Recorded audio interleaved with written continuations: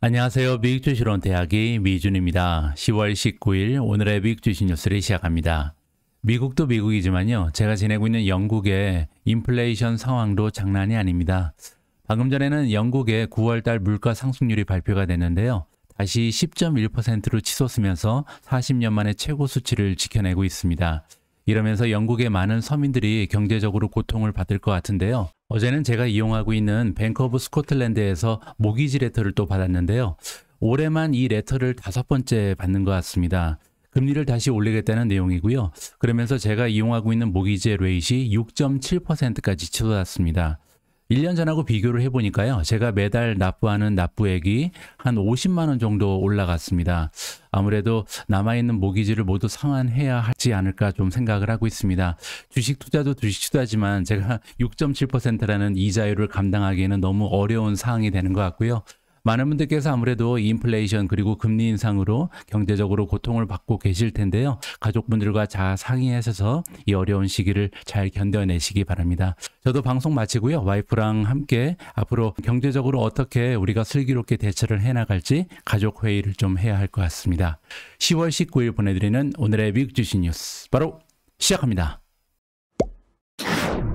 화요일 미국 증시의 마감 시황부터 전해드리겠습니다. 다우존스가 1.12% 올라갔고요. S&P 500이 플러스 1.14, 나스닥도 0.9% 상승했습니다. 자, 그런데 옆에 있는 그래프를 보시면요. 어제 3번 정도의 위기가 있었는데요. 계속해서 탄력적인 모습을 보여주면서 주가가 회복하는 추세를 보여줬거든요. 아무래도 지금 대기하고 있는 현금이 조금씩 들어오면서 바이하는 이런 분위기가 조성되고 있다. 이렇게 좀 긍정적으로 해석을 하고 싶습니다. 자, 미존 4차 산업혁명 포트폴리오에 들어가 있는 성장주들의 추세인데요. 레모네이드 9.37% 올라갔고요. 업스타트 7.56, 그리고 우버도 6.44% 상승했습니다. 자, 그 밖에 다큐사인이 플러스 5.05%, 루시드 플러스 4.83, 차지포인트 플러스 4.67, 에디타스 플러스 4.36, 소파이 플러스 3.5, 쇼피파이 플러스 3.49, 크라우드 스트라이크도 3.48% 올라가면서 마감이 됐고요. 자, 메가테크 기업들의 성적도 괜찮습니다. 아마존이 2.29% 올라갔고요. 애플이 플러스 0.94, 엔비디아 플러스 0.66, 구글 플러스 0.61, 마이크로소프트 플러스 0.41, 테슬라 0.38% 올라갔습니다. 메타 그리고 넷플릭스는요, 소폭으로 하락하면서 마감이 됐습니다. 미국의 대표적인 투자기관인 뱅크 오브 아메리카에서는 매달 펀드 매니저들을 상대로 설문조사를 진행합니다. 시장의 분위기를 파악하는 데 굉장히 소중한 정보가 될 수 있거든요. 그래서 오늘 첫 번째 기사는 뱅크 오브 아메리카의 펀드 매니저 서베이 결과를 준비했습니다. 자, 인베스터들, 투자자들을 얘기하는데요. 여기서는 이제 펀드 매니저라고 보시면 되겠죠. 10월 달에 펀드 매니저들이 그들이 가지고 있는 현금의 비중을 추가적으로 높였다라고 나와 있습니다. 자, 그런데 현금 비중이 어느 정도로 높아졌냐면요. 21년 만에 최고의 수치를 찍고 있다라고 합니다. 뭐 그 이유는 다 아시는 것처럼 경제적인 전망에 대한 분위기가 굉장히 싸한 그런 분위기가 연장되고 있다. 그래서 아직까지도요. 시장 분위기가 너무나 부정적이다라고 설명이 가능하죠. 자, 가장 최근에 있었던 글로벌 펀드 매니저 서베이 결과에 따르면 그렇다라고 설명을 해주고 있습니다. 하지만 그럼에도 불구하고 점점 더 많은 투자자들이 기대를 하고 있다. 자, 어떤 기대냐면요. 센트럴 뱅크, 즉 중앙은행이죠. 미국의 연준에서 통화 정책에 변화를 줄 것이다 라고 기대감은 높아지고 있다고 합니다. 자, 그러면서 2023년이 되면 빅 랠리, 주식시장이 빅 상승하는 그런 추세가 나타나게 될 것이다. 이렇게 전망을 해주고 있고요. 매크로가 캐피출레이션 됐다. 캐피출레이션 여러분들 기억하시겠지만 주식시장에 참여했던 사람들이 다 던지고 나가는 거잖아요. 도망가는 거죠.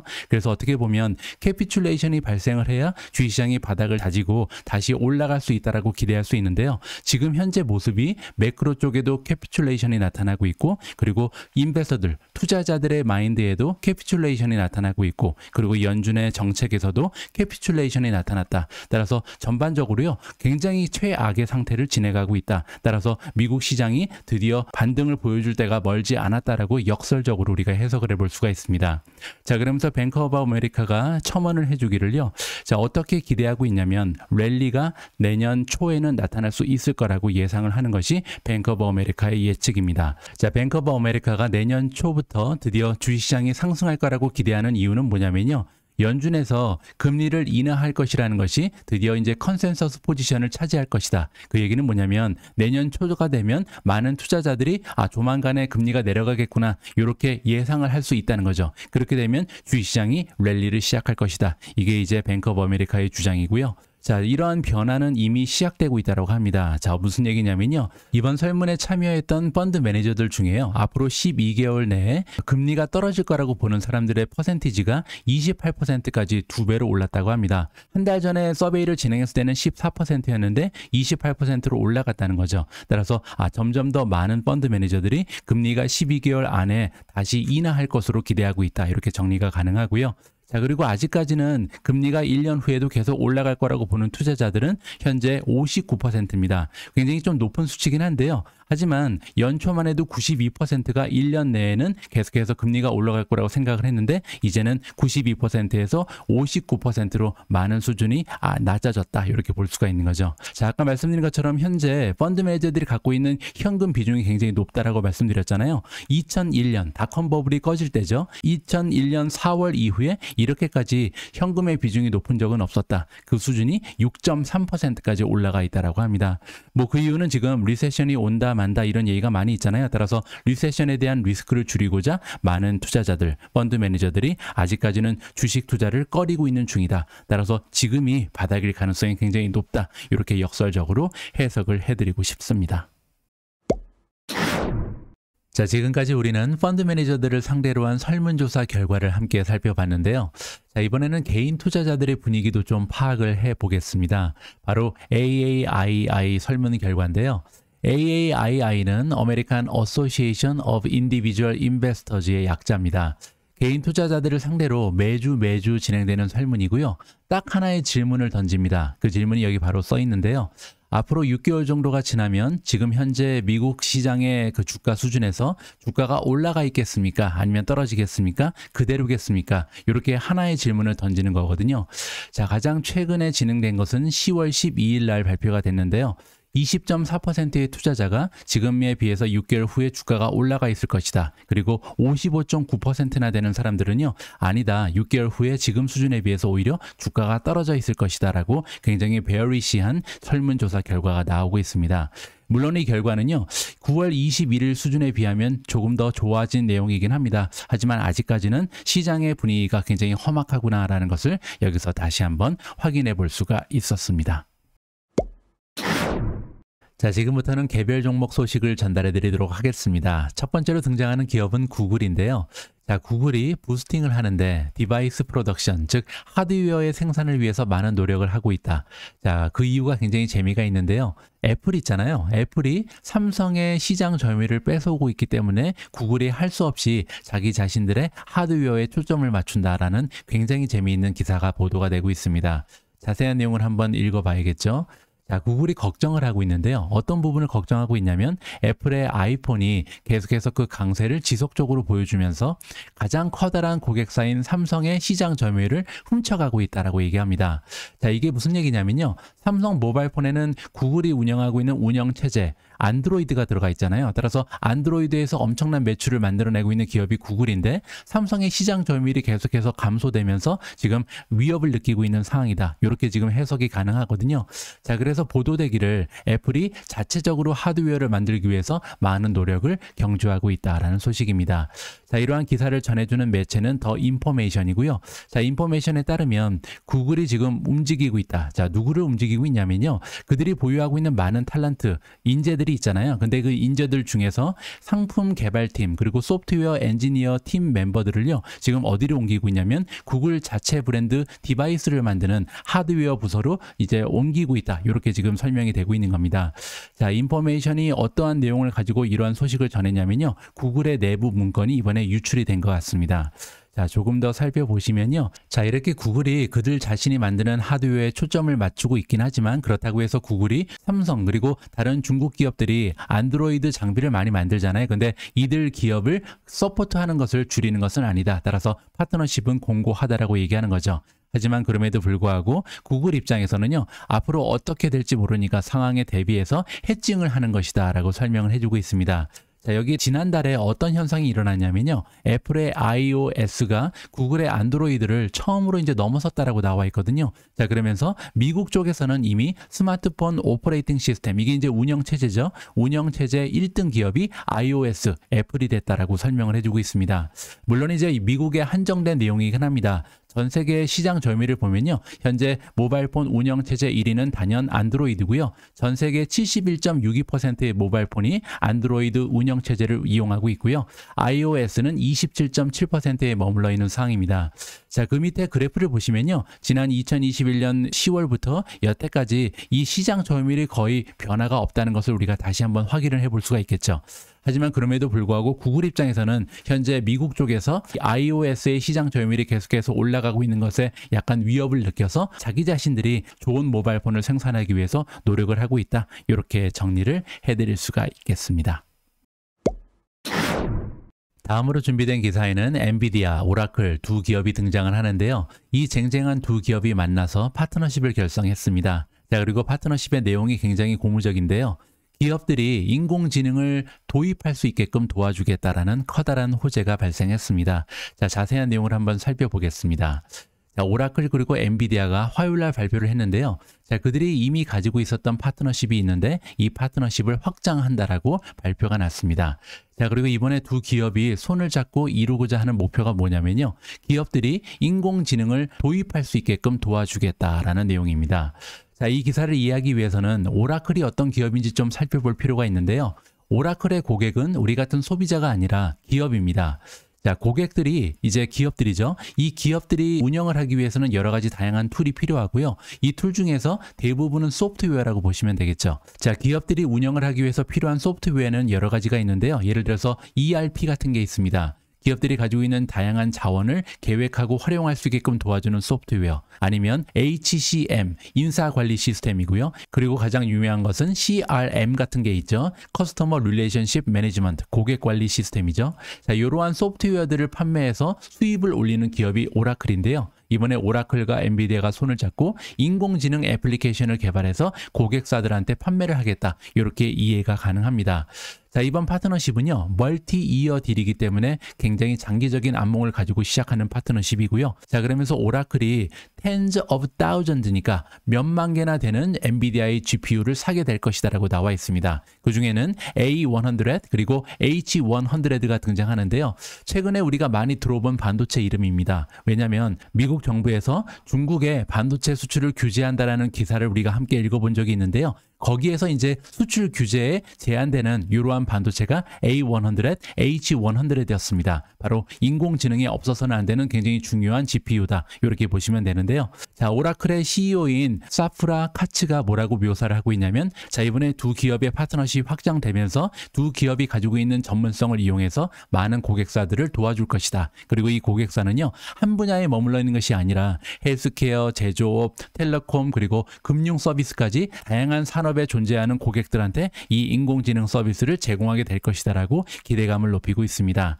자, 엔비디아의 CEO 젠슨 황 역시 한마디 해줬는데요. 뭐라고 얘기하냐면, 이번에 오라클과의 파트너십이 확장되면서 엔비디아는 수천 개의 고객사한테 접근을 할 수 있는 길이 열리게 됐다라고 고무적인 메시지를 전달해주고 있습니다. 자, 개인적으로는요, 엔비디아에 투자하는 주주들한테 굉장히 커다란 의미가 있는 기사였다라고 판단을 하고 있습니다.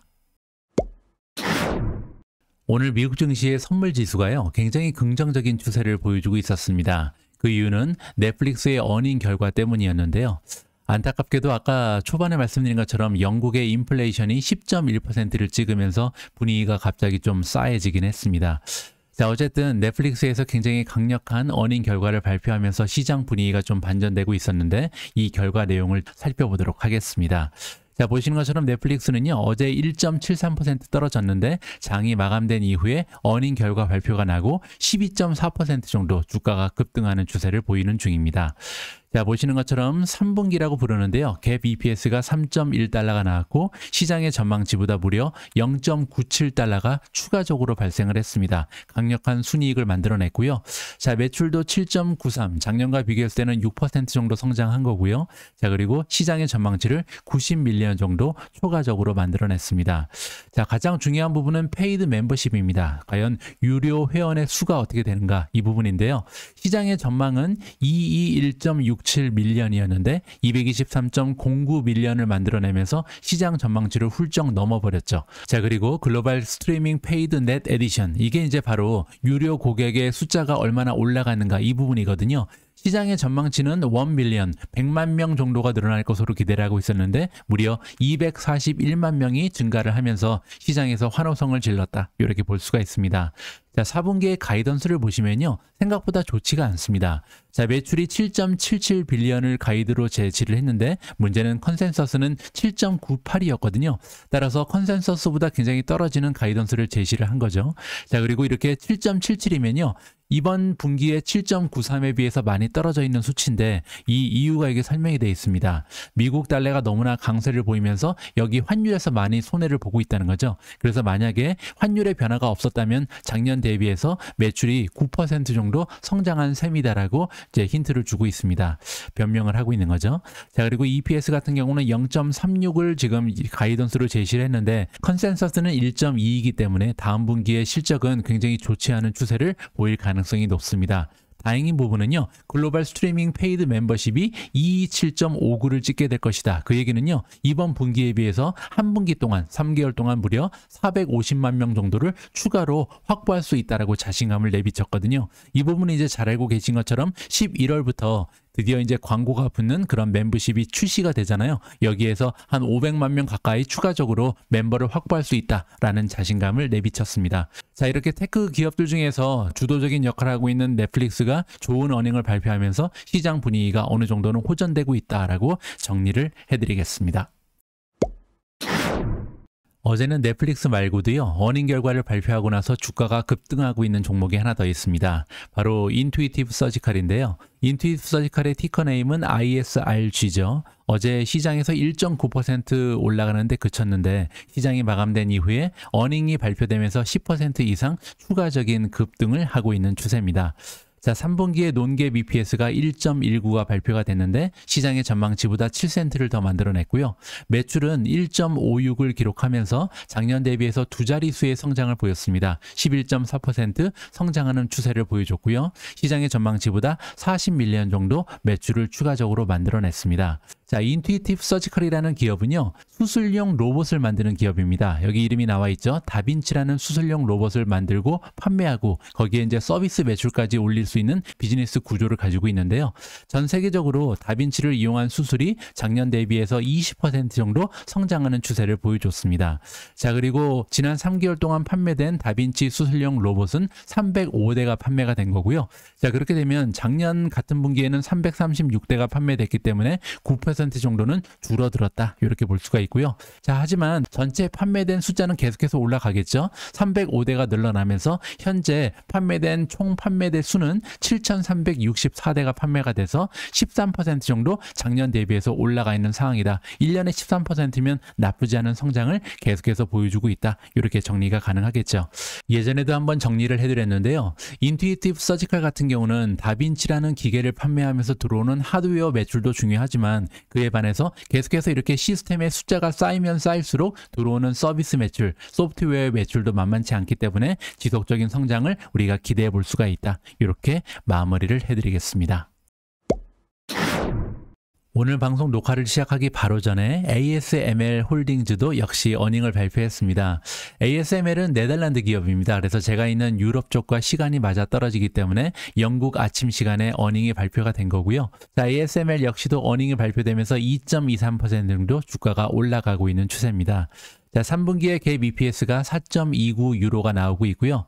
자, 매출은 5.8 빌리언을 만들어내면서 두 자릿수의 성장을 지켜냈습니다. 10.7% 정도 성장을 보여줬고요. 시장의 전망치보다 매출은 410 밀리언을 추가적으로 만들어냈습니다. 성공적이죠. 자, 그리고 총이익률이 51.8%를 찍었고요. 자, 레코드가 나왔습니다. 최고 신기록이죠. 쿼터 넷 부킹. 넷 부킹이라는 것은 매출로 잡히기 전에 이제 주문을 얘기하는 겁니다.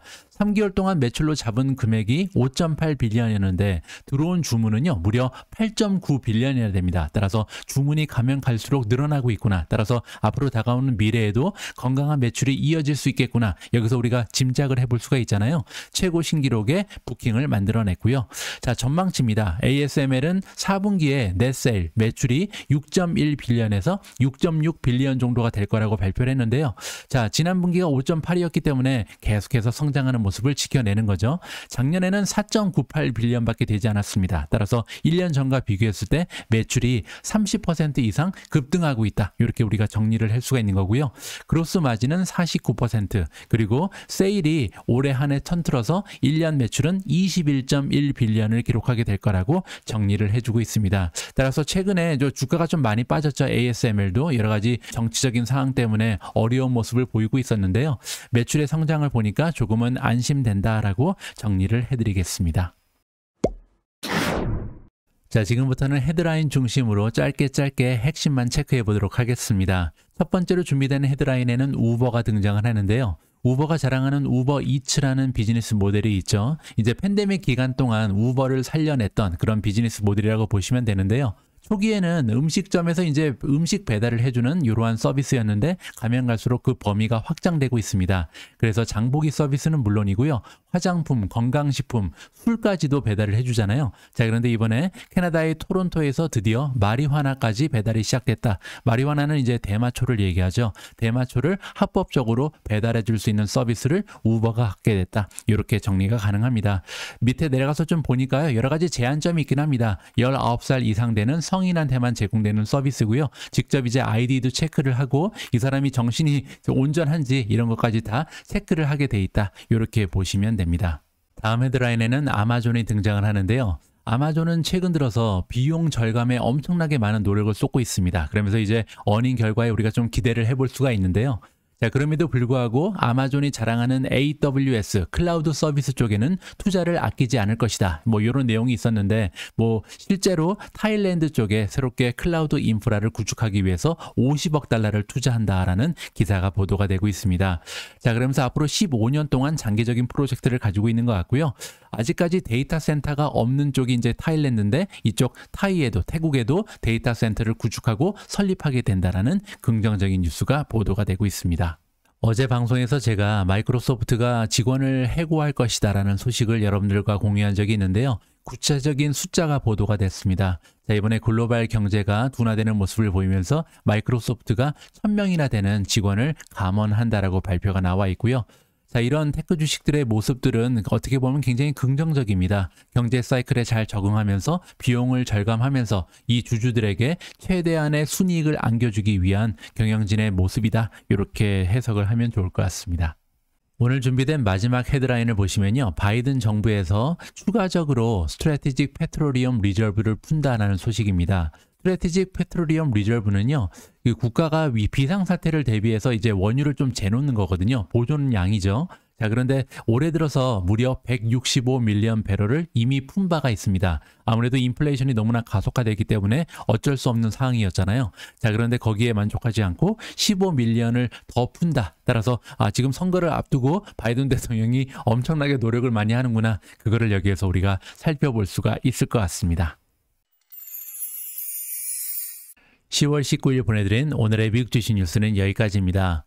오늘 방송이 여러분들께 작은아마 도움이 됐다면요. 조금은 귀찮으시더라도 여러분들의 소중한 댓글, 좋아요 부탁드리고요. 그리고 아직 미주은 가입하지 않으신 분들은요. 미주은 구독 버튼 꼭 좀 부탁드립니다. 우리 모두가 미국 주식 투자로 은퇴하는 그날까지 다 함께 화이팅입니다. 행복한 하루 되세요. 감사합니다.